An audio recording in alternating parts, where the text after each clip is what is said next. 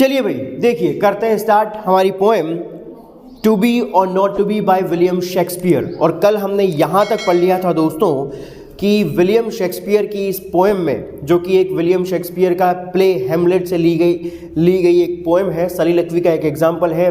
हेमलेट इसको जो है बोल रहा है और हेमलेट की सलीलकवी के नाम से फेमस सलीलकवी है ये टू बी और नॉट टू बी, जिसमें वो अनेक प्रकार के दुखों से दुखी है, परेशान हो रहा है और ये समझ में नहीं आ रहा उसको कि भाई मैं क्या करूं, क्योंकि या तो वो जो है ये सोच रहा है कि भाई या तो एक मनुष्य को जो है इन सारे समस्याओं को, सारे दुखों को या तो सहन करता रहे वो चुपचाप रह करके, या फिर वो ये सोचता है कि भाई इनके खिलाफ जंग छेड़ करके इनका खात्मा कर दिया जाए, या फिर अपने जीवन को समाप्त कर लिया जाए। बस ये तीन ही ऑप्शंस उसको नज़र आते हैं, जिसमें से ये तीसरा ऑप्शन जो है वो चूज़ करता है कि भाई इससे तो अच्छा है कि भाई मर जाना बेटर है, क्योंकि ना तो वो इस प्रकार से जंग छेड़ सकता है, ना वो इस प्रकार से सहन करना चाहता है।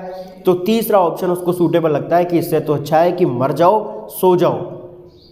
और व्यक्ति जब मर जाएगा, सो जाएगा, क्योंकि to die is like to sleep, क्योंकि मरना यहाँ पे सोने के समान बताया गया है। तो इसीलिए उन्होंने यहाँ पर कहा है, विलियम शेक्सपियर यहाँ लिखते हैं या हेमलेट यहाँ पर ये कहता है कि भाई मरना जो है वो सोने के समान है, तो इसका मतलब डेथ तो जो है सोने से ज़्यादा, इससे ज़्यादा इसका कोई और अस्तित्व तो नहीं है, ये नींद के समान है। और जब नींद हमें आ जाएगी तो निश्चित रूप से जो है फिर आगे वो ये कहते हैं, निश्चित रूप से भाई क्या हम ये भी तो अपने आप को विश्वास नहीं दिला सकते कि मान लो अगर नींद हमें आ भी गई तो फिर क्या ये सारे दुख समाप्त हो जाएंगे। मान लो अगर हम सो भी गए, यानी कि हम अगर मर भी गए, तो ये भी तो हम अपने आप को विश्वास नहीं दिला सकते हैं कि भाई सारे दुख समाप्त हो जाएंगे, क्योंकि लास्ट में फिर आगे जाकर के उसे ये रियलाइज़ होता है कि ये जो अनेक प्रकार के जो दुख तकलीफ़ें, जो परेशानियां इंसान की ज़िंदगी में आती है, ये तो जो है मनुष्य के लिए सामान्य सी बात है, नेचुरल सी बात है। और आगे वो यहाँ तक हमने पढ़ा था कि यही एक व्यक्ति के जीवन का निष्कर्ष है। It is a consummation devoutly to be wished. यहाँ पर हमने ये पढ़ा था कि एक व्यक्ति के जीवन में अनेक प्रकार की समस्याएं आती, दुख आते हैं और अंत में बस यही निष्कर्ष निकलता है कि व्यक्ति जो है इस चीज़ को स्वीकार कर ले कि भाई हाँ, इतना दुख जो है उसके जीवन में है और ये दुख तो उसे सहन करना ही पड़ेगा, या फिर ये स्वीकार कर ले, इस चीज़ के लिए वो प्रार्थना करे टू डाई टू स्लीप, कि भाई या तो फिर मर जाओ। भाई दो ही बातें हैं जिसको व्यक्ति जो है, जिसके लिए उसको प्रे करना पड़ेगा। इसका मीनिंग भी हमने लिखा था, devoutly to be wished for something ये for which we may pray, जिसके लिए हम प्रार्थना कर सकें या जिस चीज़ को पाने के लिए हम इच्छा रख सकें। तो यही निष्कर्ष निकलता है कि या तो आप जो भी समस्याएं आपके जीवन में चल रही है, या तो उसे सहर्ष स्वीकार कर लीजिए या फिर सो जाइए, यानी कि मृत्यु की नींद सो जाइए। लेकिन अगर मान लीजिए हेमलेट के मन में फिर ये भी डाउट आता है, लेकिन मान लो अगर मैं सो गया तो फिर सोने के बाद तो व्यक्ति को सपना भी आता है, यानी कि अगर मैं मर गया तो न जाने मरने के बाद फिर जीवन कैसा होगा। मान लो नींद में अगर मैं सो गया और फिर अगर मुझे कोई बुरा सपना आया तो ये एक सिंबॉलिकल तरीके से यहाँ पे यूज़ किया हुआ सेंटेंस है, यानी कि अगर मैं मर गया तो न जाने बाद का जीवन फिर कैसा होगा। इस बात की भी तो कोई गारंटी नहीं है कि भाई मरने के बाद सारे दुख तकलीफ खत्म हो जाएंगे।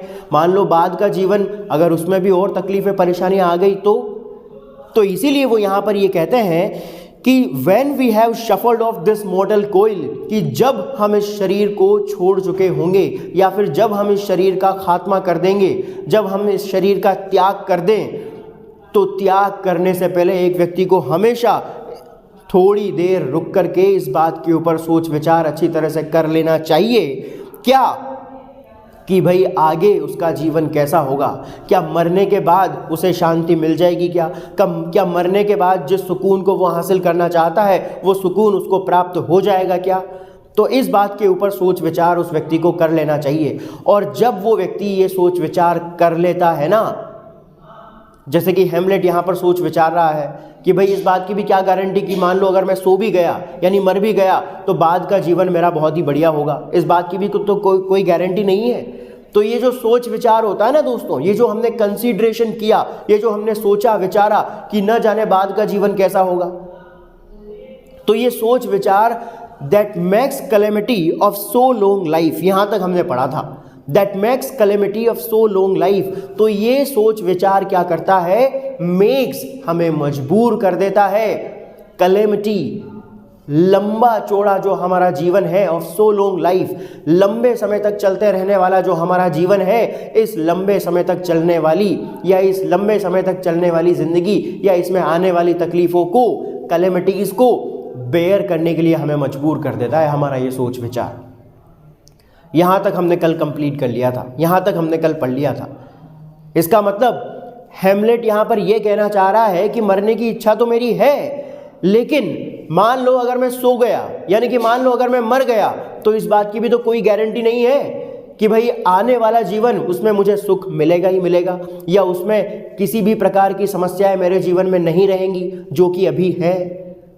तो इस बात की भी तो कोई गारंटी नहीं है ना।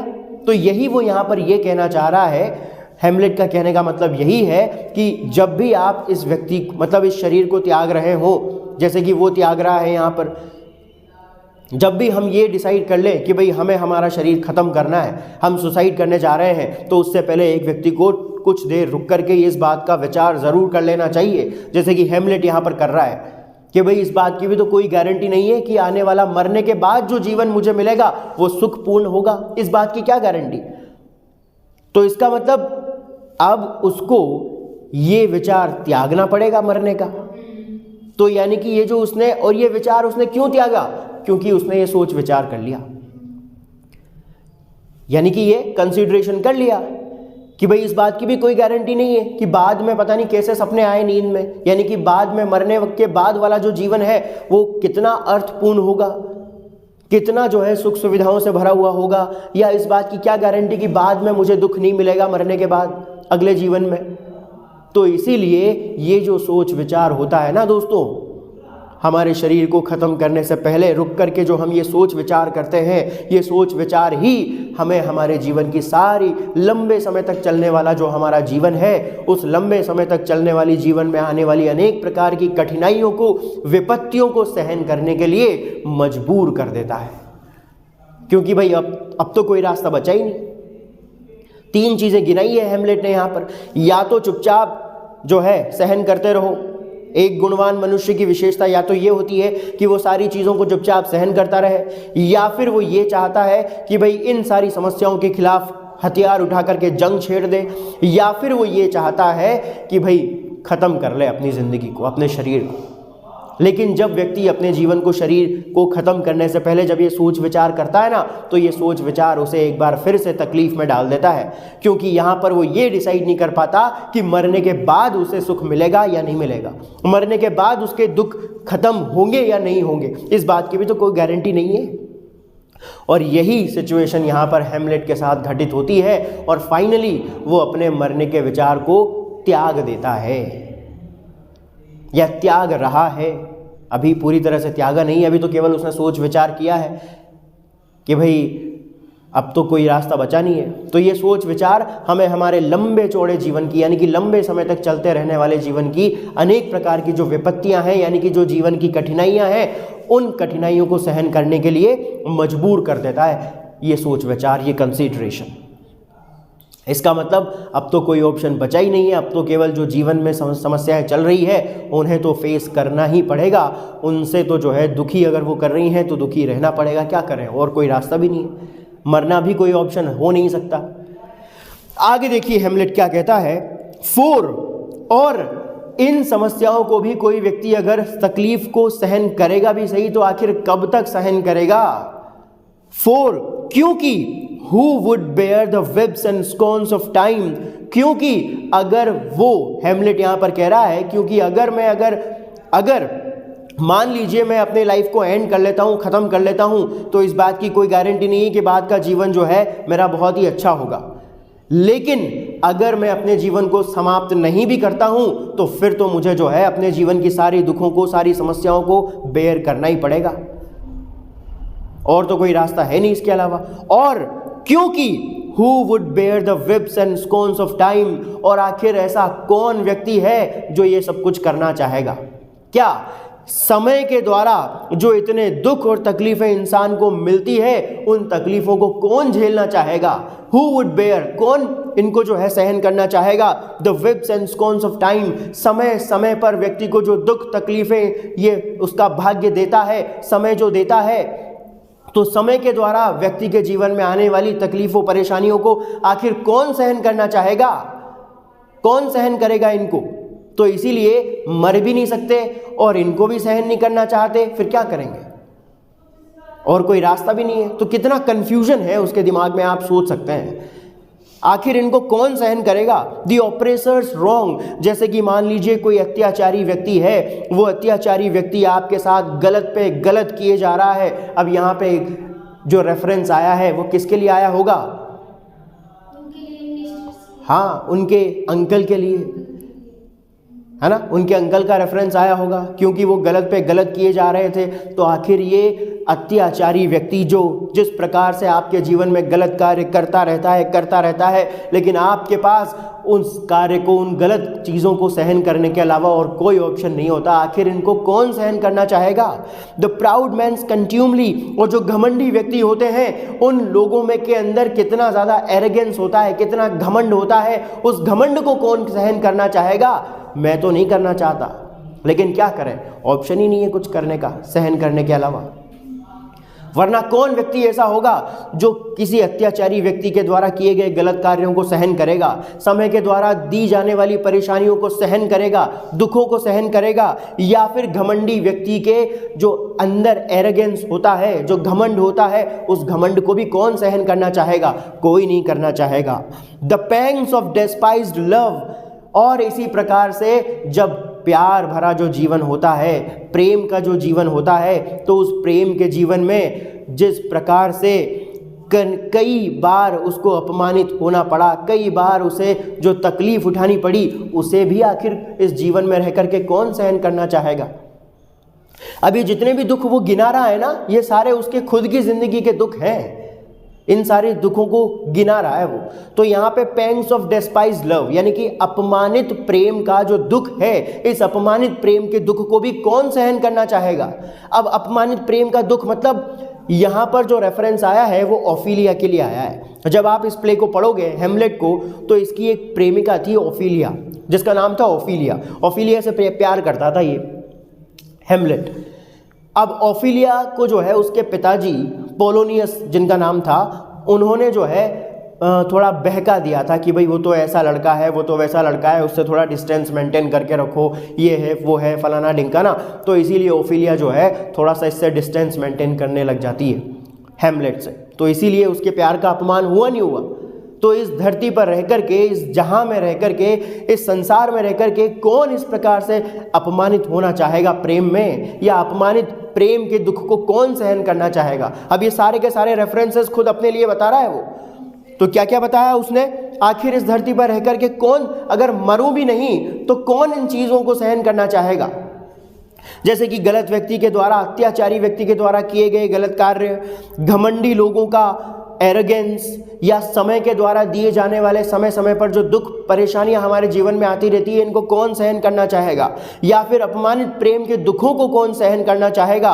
या फिर द लॉस डिले, या फिर जब न्याय मिलने में व्यक्ति को देरी हो जाती है। जैसे कि वर्तमान समय में आप देखो, किसी भी अदालत में जब मामला जाता है तो कितना लंबा खिंच जाता है, 4-4, 5-5, 10-10 सालों तक उसका डिसीजन नहीं आता। वो मामला चलता रहता है, सुनवाई चलती रहती है। तो इसीलिए तो अंग्रेजी की एक कहावत है, इसीलिए तो अंग्रेजी भाषा की एक कहावत है। क्या कहावत है? क्या कहावत है? जस्टिस डिलेड इज कुछ इस प्रकार की कहानी है कि न्याय मिलने में देरी होना, justice delayed is justice denied. हाँ, ये है वो कहावत। तो अंग्रेजी भाषा की एक कहावत है, that justice delayed is justice denied. ये कहावत है, यानी कि न्याय मिलने में देरी होना ये भी एक प्रकार का अन्याय ही है उस व्यक्ति के साथ। Justice delayed is justice denied. Deny का मतलब मना करना।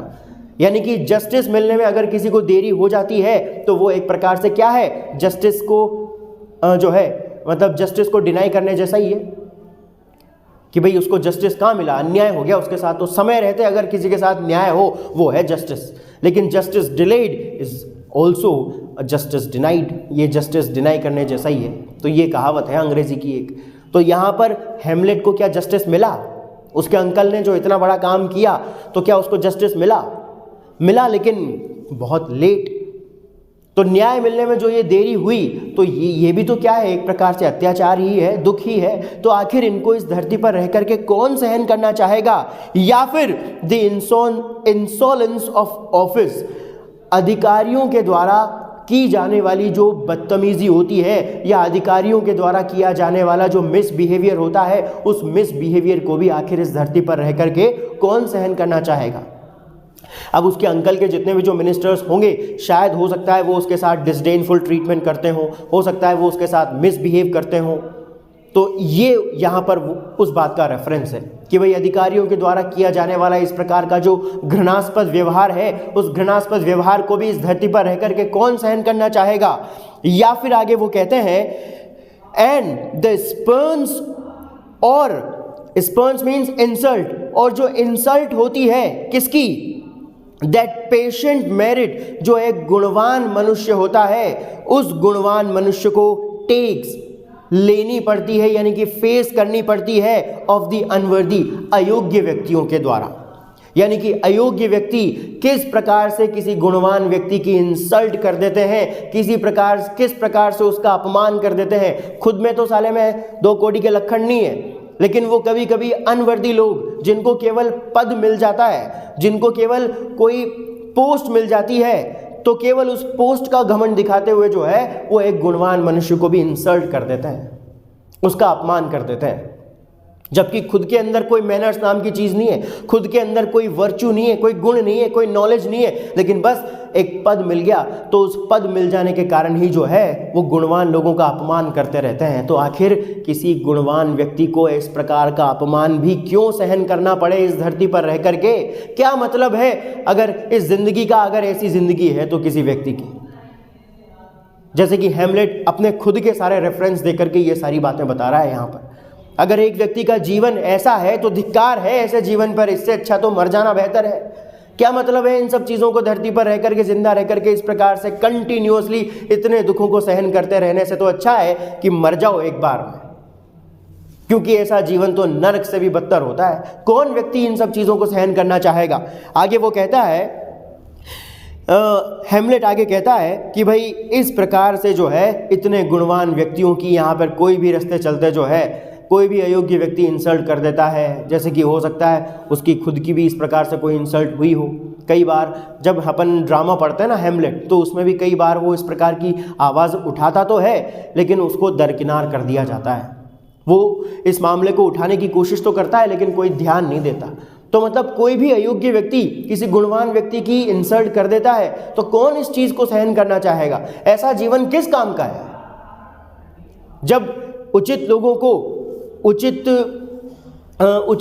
सम्मान नहीं मिले और अनुचित लोगों को सम्मान मिलता जा रहा है, तो ये क्या है? ये भी तो एक प्रकार से इनजस्टिस ही है, अन्याय ही है। तो ऐसे जीवन को कौन सहन करेगा? ऐसे जीवन को कौन जीना चाहेगा? इसीलिए तो वो मरने के बारे में सोच रहा है बेचारा कि इससे तो अच्छा है, इन सब चीज़ों को सहन करने से तो बेहतर है कि मेरी ज़िंदगी ही समाप्त कर लूँ। एंड आगे वो बोलता है when he himself might his quitters make with a bare bodkin, और इसको थोड़ा राइट ऑर्डर में सेट कीजिए आप। when he himself might make his quitters with a bare bodkin, तो इससे तो अच्छा कौन व्यक्ति ऐसा नहीं चाहेगा कि भाई जब भी किसी व्यक्ति के जीवन में इस प्रकार की तकलीफें घटित हो रही हो तो फिर तो क्यों न भला एक व्यक्ति जो है एकमात्र छोटे से छुरे से अपना जीवन समाप्त कर ले।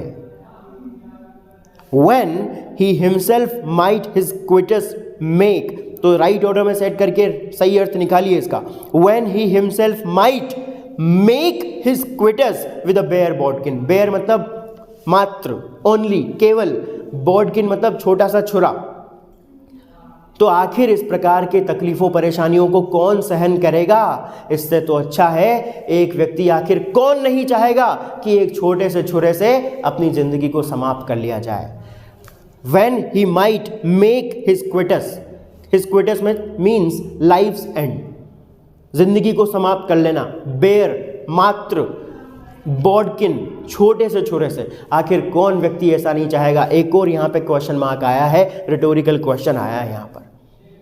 कौन इस समय में, कौन ऐसी परिस्थिति में नहीं चाहेगा कि भाई एक छोटा सा छुरा उठाओ और गले पे लगाओ या कहीं और जगह लगाओ और ख़त्म कर लो अपनी ज़िंदगी। क्या मतलब है यार इन सब चीज़ों का? ना तो कोई घर वाला साथ दे रहा, एक घर वाली बनाई थी वो भी अपने पिताजी के बहकावे में आ गई है ना, वो भी घर वाली नहीं बन पाई। सारे दुख बेचारे के जीवन में, यही तो सोच रहा है वो इसीलिए तो परेशान है। क्या सारे दुख भगवान ने मेरे ही जीवन में भर दिए क्या? इसीलिए तो मरने के बारे में सोच रहा है, इसीलिए तो सोच रहा है क्या करूं, टू बी और नॉट टू बी। जो मैं सोच रहा हूं वो मैं करूं या नहीं करूं, मरूं या नहीं मरूं। कितना दुखी है बेचारा। तो ऐसी परिस्थिति में आखिर कौन व्यक्ति एक छोटा सा छुरा उठा करके अपनी ज़िंदगी समाप्त नहीं करना चाहेगा? भाई कौन नहीं करना चाहेगा? सही बात है, इतने दुखों से इतने दुखों को फेस करने से तो, बेयर करने से तो अच्छा है कि एक बार में जो है सारी ज़िंदगी को ख़त्म कर लिया जाए। लेकिन ख़त्म करने के बाद भी तो समस्या है भाई के साथ कि भाई आप देखो कि ख़त्म तो कर ले, लेकिन अगला जीवन पता नहीं कैसा हो, इस बात की क्या गारंटी? अगले जीवन में क्या पता, अगले जीवन में सुख सुविधाएं या अच्छा खुशियां आनंद उसको प्राप्त हो या ना हो। एक तो अगला जीवन इतने दुखों से भी ज़्यादा दुखों वाला निकला तो मरना खराब हो गया ना फिर तो।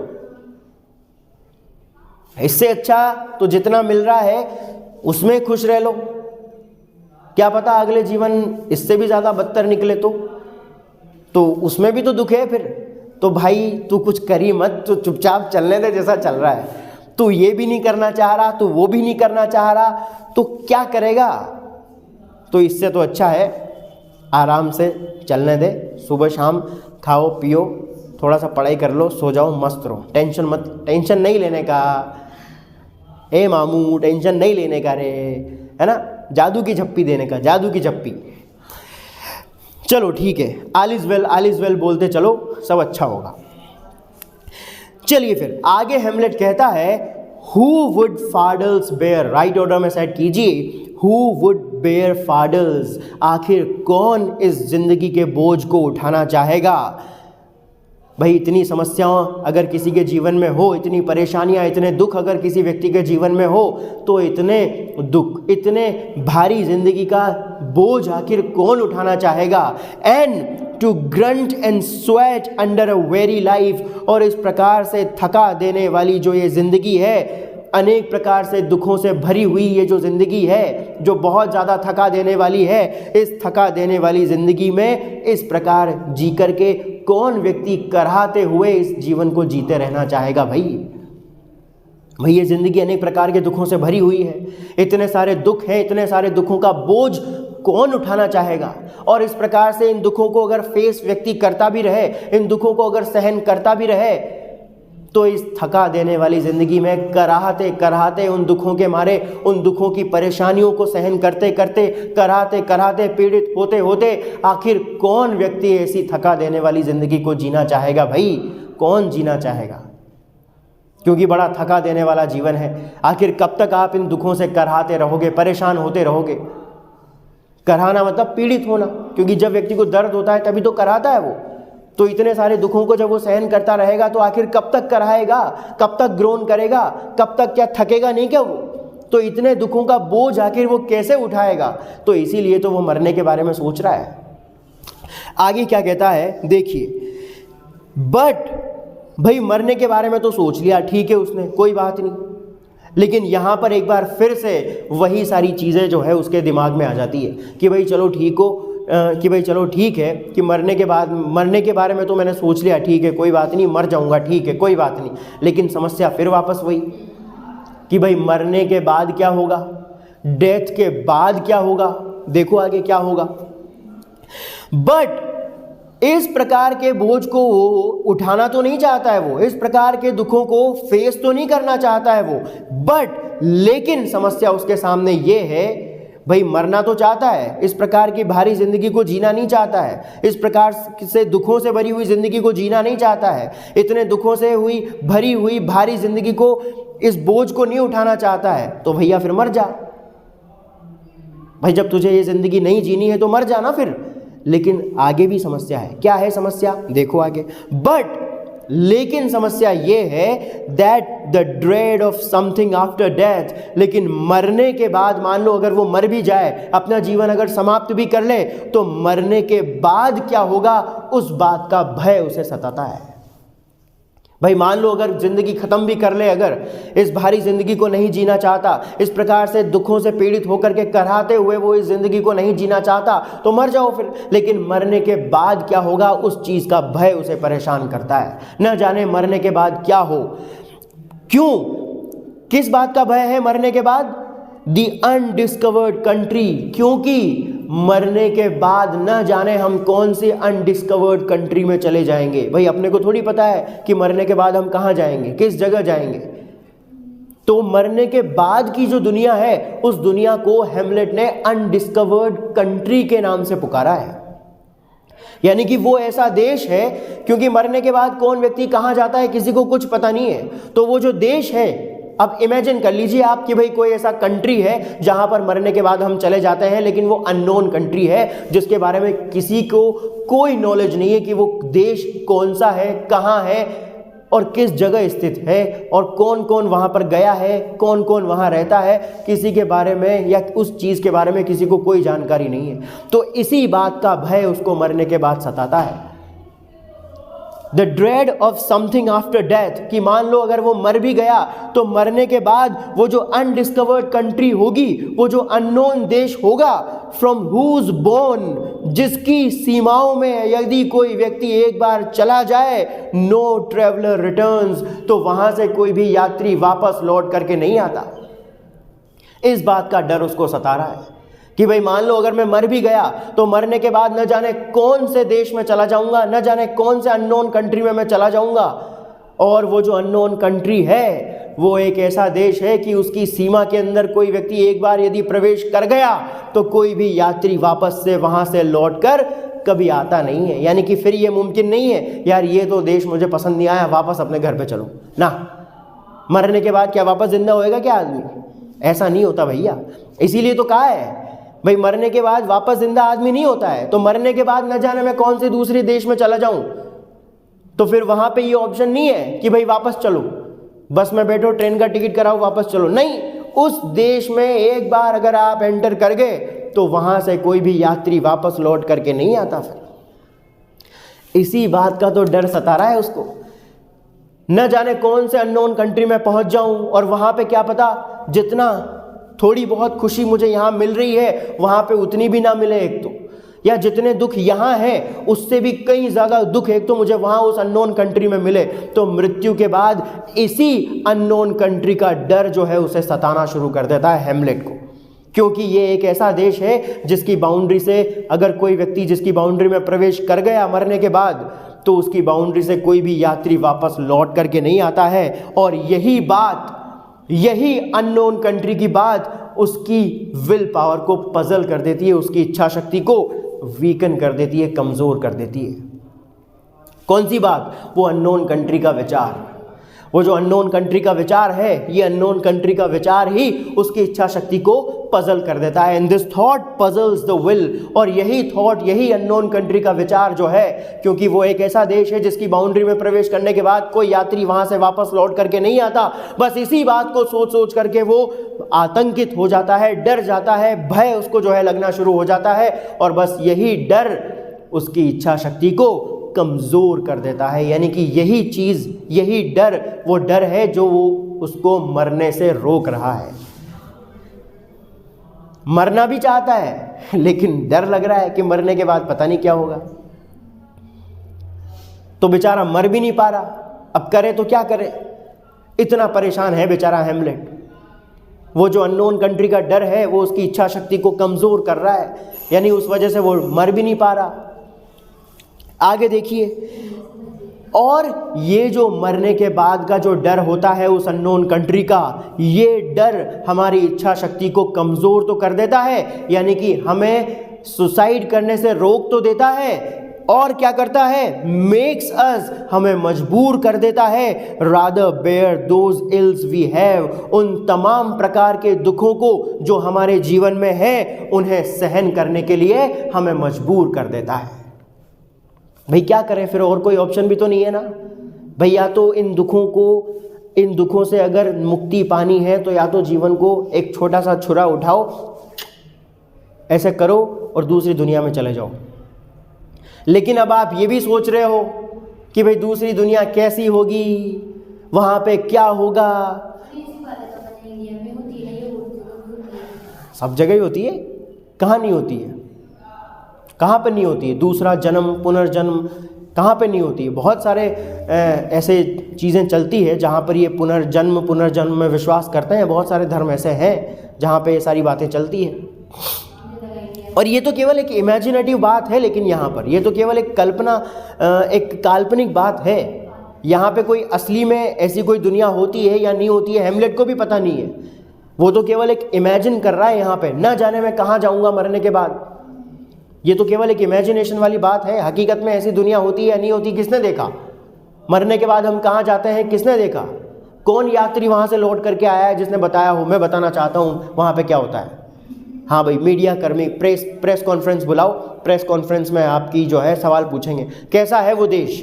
साहब बहुत बड़े बड़े सोने के पिल्लर लगे हुए हैं वहाँ पे, और जाते ही तो जो है शानदार तरीके से स्वागत होता है। जो है गुलाब की पंखुड़ियों पे चल करके जो है ले जाते हैं वो अंदर, आओ चलो स्वागत है आपका इस दूसरी दुनिया में। किसने देखा है। वो तो एक काल्पनिक दुनिया का जिक्र कर रहा है यहाँ पे। तो ये जो दूसरी काल्पनिक दुनिया है, ये दूसरी काल्पनिक दुनिया का विचार ही जो है उसकी इच्छा शक्ति को कमज़ोर कर देता है और मजबूर कर देता है उस व्यक्ति को उन तमाम दुखों को सहन करने के लिए जो उसके जीवन में चले आ रहे हैं और उसे परेशान कर रहे हैं। भाई और कोई ऑप्शन भी तो नहीं है। फिर यही ऑप्शन बचता है कि भाई जो दुख चल रहे हैं उन्हें सहन करते रहो, चुपचाप चलने दो उनको, या फिर मर जाओ। लेकिन मरने के बाद आप ये भी सोच रहे हो कि यार बाद में क्या होगा, बाद का जीवन कैसा होगा। ये तो वही वाली बात होगी ना यार। एक बार जब रिश्ता पक्का हो गया कहीं पर तो चुपचाप शादी कर लो।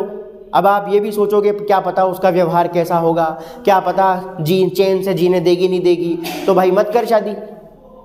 लेकिन जब पक्का हो गया तो फिर करनी पड़ेगी ना, और नहीं करना तो मना कर दे, नहीं करना भी है लेकिन पता नहीं जाने कैसी होगी, तो मत कर फिर। अरे नहीं करनी भी है और फिर ये भी सोच रहा है कि भाई कैसी होगी, भविष्य में क्या होगा, व्यवहार तो अच्छा होगा ना उसका। अरे तो भाई मत कर फिर। भाई अगर तू इतना ज़्यादा अगर डाउट में है, अगर तेरे को डाउट लग रहा है तो मत कर। नहीं करना तो है तो फिर करे ना। ऐसे कैसे, वही कंडीशन हैमलेट की है यहाँ पर, उसको मरना तो है। तो मैंने कहा भाई तो अच्छा भाई फिर ठीक है मर जा फिर, लेकिन यार बाद में पता नहीं क्या होगा, तो मत मर फिर। तो अब आप सोच सकते हो कि कितना परेशान रहा होगा भाई हैमलेट जो भाई है, वो कितना परेशान जो है होगा उस समय, कितना दिल जो है उसका दुख रहा होगा उस समय। मरना भी चाह रहा है लेकिन मर भी नहीं पा रहा, क्योंकि वो अननोन कंट्री का विचार जो है उसकी इच्छा शक्ति को कमज़ोर कर रहा है और मजबूर कर रहा है उन सारे दुखों को सहन करने के लिए। अब आगे देखिए क्या होता है। तो इस प्रकार से वो जो अननोन कंट्री का विचार है, वो अननोन कंट्री का विचार हैमलेट की इच्छा शक्ति को कमज़ोर तो कर देता है और साथ ही साथ उन तमाम दुखों को सहन करने के लिए उसे मजबूर कर देता है जो उसके जीवन में चले आ रहे हैं। देन बजाय किसके, देन फ्लाई टू अदर्स, बजाय उस दूसरे देश में चले जाने के, that we know not of, जिसके बारे में हमें कोई जानकारी नहीं है। उस अननोन कंट्री का विचार, उस अननोन कंट्री के विचार ने क्या किया, हैमलेट की इच्छा शक्ति को कमज़ोर कर दिया, यानी कि उसे सुसाइड करने से रोक दिया, उसकी इच्छा शक्ति को कमज़ोर कर दिया और उसे उसी दुख को सहन करने के लिए मजबूर कर दिया, बजाय उस दूसरी दुनिया में जाने के जिसके बारे में हमें कोई जानकारी नहीं है कि वो दुनिया कैसी है। और इसीलिए हैमलेट जो है परेशान हो जाता है बेचारा कि अब करे तो क्या करे।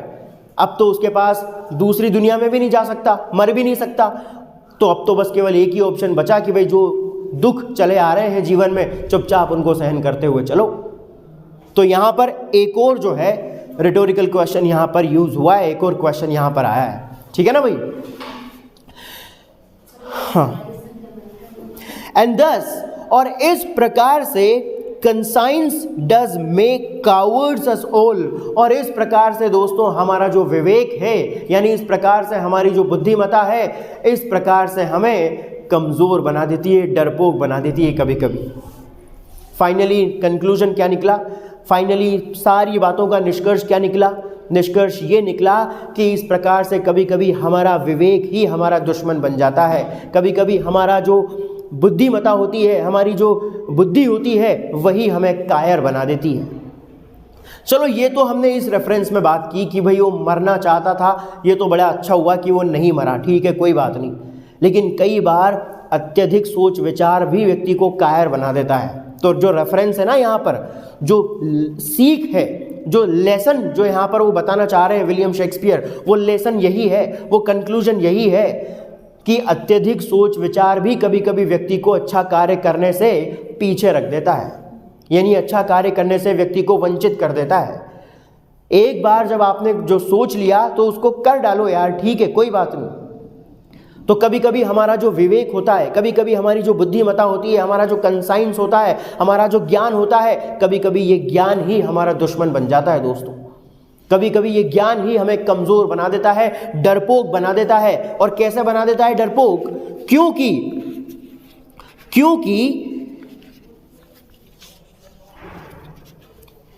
And thus the native hue of resolution, क्योंकि जिस दृढ़ निश्चय को हम कर चुके होते हैं तो उसका जो नेचुरल इफेक्ट होता है, क्योंकि जब हम किसी चीज़ को करने के बारे में सोच चुके होते हैं कि नहीं यार मुझे ये करना ही है, जब हम दृढ़ संकल्पित हो चुके होते हैं, जब हम ये फैसला कर चुके होते हैं कि हमें ये करना ही है, तो उस रेजोल्यूशन का जो नेटिव व्यू होता है, यानी कि उस दृढ़ संकल्प का जो नेचुरल इफेक्ट होता है, वो natural effect is sicklied over, वो कमजोर पड़ जाता है with the pale cast of thought, उस विचार की पीली छाया के कारण। अब उस विचार की पीली छाया उस हमारे रेजोल्यूशन को कमजोर कैसे कर देती है? क्योंकि देखो, क्योंकि एक बार तो हम ये दृढ़ संकल्प कर चुके हैं कि मुझे ये काम करना ही है। जैसे हेमलेट यहाँ पर जो है ये रेजोल्यूशन बना चुका था कि भाई उसे मरना ही है चाहे कुछ भी हो जाए, क्योंकि इन सारे दुखों को अपने जीवन में जो चल रहे हैं वो उनको अब और सहन नहीं कर सकता। तो रेजोल्यूशन बना लेता है मरने का, सुसाइड करने का। लेकिन जब वो ये सोचता है, ये कंसिडरेशन करता है कि मरने के बाद न जाने कौन सी दूसरी दुनिया में वो चला जाएगा, और उस दूसरी दुनिया में क्या पता उसे सारे दुख कम उसके होंगे या नहीं होंगे, या अच्छा जीवन उसको वहां पर, इस जीवन से बेहतर जीवन उसको वहां पर मिलेगा या नहीं मिलेगा। इसी आशंका के चलते वो सोच विचार करता है, और ये सोच विचार करने के कारण वो जो अननोन कंट्री का भय है वो उसकी इच्छा शक्ति को कमजोर कर देता है, और इसी वजह से जो है हमारा वो रेजोल्यूशन जो था वो कमजोर पड़ जाता है। तो यहाँ पर जो थॉट है वो थॉट यहाँ पे सिंबलाइज कर रहा है किसको? वो कंसीडरेशन को। भाई ये विचार जो आता है ना हमें, जब हम एक बार किसी चीज को करने का दृढ़ संकल्प बना चुके होते हैं तो उसके बारे में फिर ज्यादा सोच विचार नहीं करना चाहिए, क्योंकि अत्यधिक सोच विचार की जो पीली छाया उस दृढ़ संकल्प के ऊपर पड़ जाती है ना फिर एक बार, तो फिर हमारा वो दृढ़ संकल्प कमजोर पड़ जाता है फिर। तो इसीलिए कहा है यहाँ पे विलियम शेक्सपियर ने कि इस बार आप ये बात अच्छी तरह से ध्यान रखिए, इस बात से सीखिए यहाँ पर कि भाई जो भी काम आपको करना है उस काम को तुरंत कर डालिए, ज़्यादा सोचिए विचारिए मत उस बारे में। अगर आप एक बार किसी काम को करने का दृढ़ संकल्प अगर बना चुके हैं तो, क्योंकि कभी कभी हमारा जो कंसाइंस है वो कंसाइंस ही हमारी जो विवेक है, हमारी जो बुद्धि है, वो बुद्धि ही हमें कई बार कमज़ोर बना देती है, डरपोक बना देती है। और जो किसी काम को करने का दृढ़ संकल्प हम बना चुके होते हैं, उस दृढ़ संकल्प के बारे में ज़्यादा से ज़्यादा विचार करना भी कभी कभी जो है हमें इतना कमज़ोर कर देता है कि उस सोच विचार की पीली छाया उस दृढ़ संकल्प के ऊपर इस प्रकार पड़ती है कि वो दृढ़ संकल्प हमारा कमज़ोर पड़ जाता है। यानी फिर हम खुद चक्कर में पड़ जाते हैं, अरे यार करूं नहीं करूं। यार जितना सोचोगे उतना ही ज़्यादा तकलीफ होगी, उतना ही प्रॉब्लम होगी। तो इसीलिए जो सोच लिया उसको तुरंत कर डालो फिर। और इसी वजह से जो ये अत्यधिक सोच विचार होता है, इसकी पीली छाया उस रेजोल्यूशन को कमज़ोर कर देती है। और इसी वजह से an enterprises of great pitch and moment with this regard their currents turn awry. और इसी प्रकार से विद दिस रिगार्ड, यहां से शुरू कीजिए आप इस लाइन को समझना, एंड विद दिस रिगार्ड, और इसी प्रकार से the enterprises of great pitch and moment, और इसी प्रकार से या इसी तरीके से एक व्यक्ति जो कई अच्छे और महत्वपूर्ण कार्यों को करने के बारे में जो सोच रहा होता है, उन कार्यों को करने का प्रवाह उस पीली छाया के कारण, अत्यधिक सोच विचार आपने किया ना, तो उस अत्यधिक सोच विचार की पीली छाया के कारण आप उस अच्छे कार्य को करने के प्रवाह को टर्न असाइड, एक तरफ कर देते हो, फिर कर देते हैं ना। जो रेजोल्यूशन बनाया है वो कमज़ोर पड़ गया, और जो अच्छे कार्य जो भी इस प्रकार से, भाई इस अत्यधिक सोच विचार के कारण अगर आपका बुरा कार्य करना टल जाए तो ये बहुत ही अच्छी बात है, लेकिन अत्यधिक सोच विचार के कारण अगर अच्छे कार्यों में अगर देरी हो जाए तो ये किसी भी व्यक्ति के लिए फिर बुरी बात साबित होती है। फिर ये चीज़ उसके लिए हो सकता है उसको थोड़ा नीचे ले जाए उसकी लाइफ में, है ना। जहाँ पे वो प्रमोट हो रहा हो वहाँ पे उसका डिमोशन हो जाए प्रमोशन की जगह, तो कभी कभी इस बात का भी कारण बन जाता है ये अत्यधिक सोच विचार। तो इसीलिए कितनी अच्छी बात कही है विलियम शेक्सपियर ने यहाँ पर कि अत्यधिक सोच विचार भी हमें डरपोक बना देता है, और अत्यधिक सोच विचार की छाया जब हमारे रेजोल्यूशन के ऊपर पड़ती है तो वो कमज़ोर पड़ जाता है। और इसी कारण से व्यक्ति जब अपने जीवन में कई बार अच्छे जो महत्वपूर्ण कार्य करना चाह रहा होता है, तो इसी अत्यधिक सोच विचार के कारण उन अत्यधिक सोच विचार को करने का जो प्रवाह होता है उसको वो एक साइड कर देता है, क्योंकि डर जाता है ना, इसीलिए। और इसी कारण से and lose the name of action, और इसी कारण से उसके जो योजनाएं होती है अच्छी या जो दृढ़ संकल्प वो जिस काम को करने का लेता है, वो दृढ़ संकल्प कार्यों के रूप में परिणत हो ही नहीं पाते हैं। यानी कि फिर वो कार्य केवल इमेजिनेशन बन करके रह जाता है, एक सपना बन करके रह जाता है, कार्य के रूप में तब्दील नहीं हो पाता।